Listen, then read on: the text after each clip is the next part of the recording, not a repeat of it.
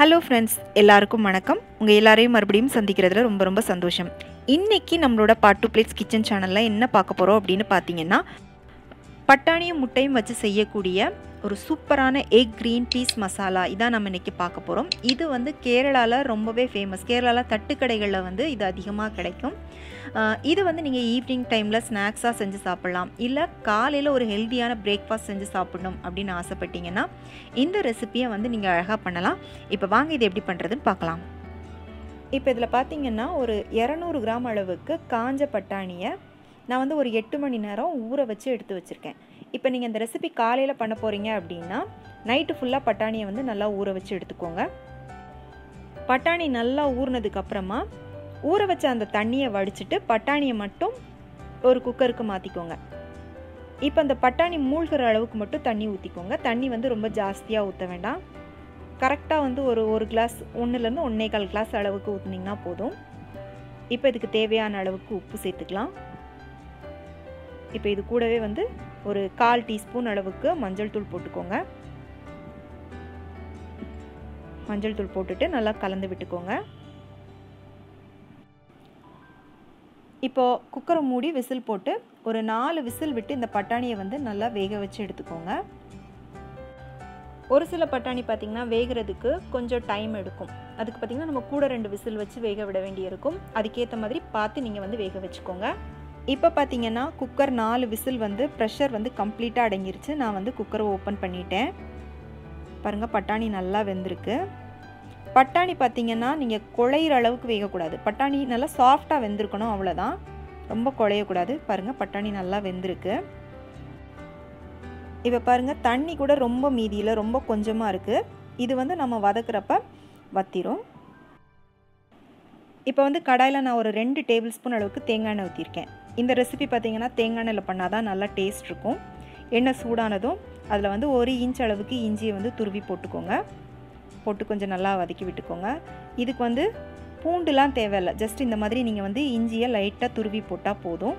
இல்லைனா குட்டி குட்டியாக கட் பண்ணி கூட போட்டுக்கோங்க.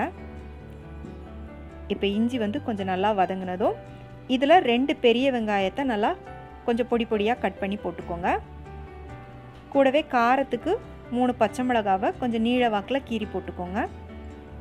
போட்டுட்டு கொஞ்சம் நல்லா வதக்கி விட்டுக்கோங்க. இப்போ இது கூடவே கொஞ்சமாக கருவேப்பிலையை நம்ம சேர்த்து போட்டுக்கலாம். கருவேப்பிலை போட்டுட்டு நல்லா வதக்கிக்கோங்க.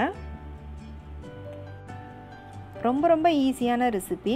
பட்டாணியை மட்டும் நம்ம வேக வச்சிட்டோம் அப்படின்னா ஒரு 10 நிமிஷத்துக்குள்ளே ரொம்ப சீக்கிரமாக வந்து நம்ம இதை செஞ்சிடலாம். இப்போ இந்த வெங்காயம் வந்து கொஞ்சம் ஒரு கண்ணாடி பக்குவத்துக்கு வதங்கி வந்ததும் நம்ம வேக வச்ச பட்டாணியை வந்து இதில் போட்டுக்கோங்க. இது கூட பார்த்திங்கன்னா நான் ஒரு 1/2 டீஸ்பூன் மட்டும் தனி மிளகாய் தூள் சேர்த்துருக்கேன். நான் குழந்தைங்கள்லாம் சாப்பிட்றதுனால ரொம்ப ரொம்ப கம்மியாக காரம் போட்டிருக்கேன். நீங்கள் வந்து இதுக்கு 1லேருந்து 1.5 டீஸ்பூன் வரை கூட மிளகாய் தூள் சேர்த்துக்கலாம். உங்களுக்கு எவ்வளோ காரம் வேணுமோ அதுக்கேற்ற மாதிரி நீங்கள் வந்து கூட்டி குறைச்சி வந்து போட்டுக்கோங்க. கூடவே ஒரு 1/4 டீஸ்பூன் அளவுக்கு மிளகுத்தூள் சேர்த்துக்கலாம்.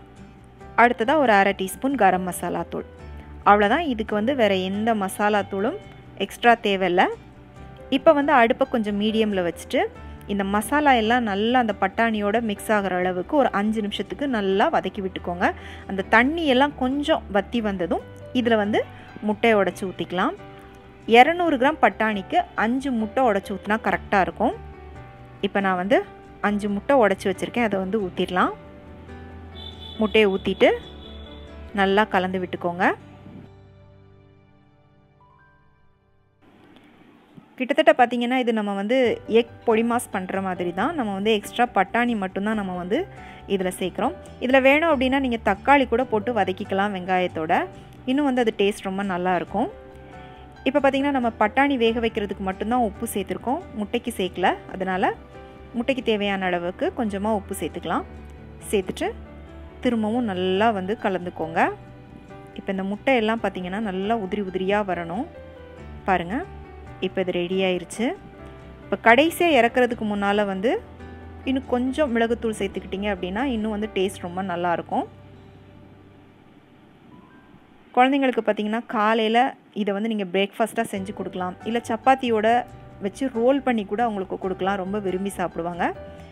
இப்போ வந்து கடைசியாக மல்லித்தழை தூவிட்டு நல்லா கலந்து விட்டுக்கோங்க. இப்போ நம்மளோட ரொம்ப ரொம்ப சிம்பிளான அதே சமயம் ரொம்ப ஹெல்த்தியான நம்மளுடைய எக் க்ரீன் பீஸ் மசாலா சூப்பராக ரெடி ஆயிடுச்சு. இதை வந்து நீங்கள் பரிமாறும்போது இதுக்கு மேலே கொஞ்சமாக பொடி பொடியாக கட் பண்ண வெங்காயம், அதுக்கப்புறமா கொஞ்சம் பொடி பொடியாக கட் பண்ண தக்காளி, அதோட கொஞ்சமாக மல்லித்தழை தூவிட்டு பரிமாறுங்க. சாப்பிட்றதுக்கு அவ்வளோ அருமையான டேஸ்ட்டில் இருக்கும். கண்டிப்பாக நான் சொல்லிக் கொடுத்த இதே ப்ரொசீஜரில் உங்கள் வீட்டில் இந்த ரெசிபியை வந்து நீங்கள் ட்ரை பண்ணி பாருங்கள்.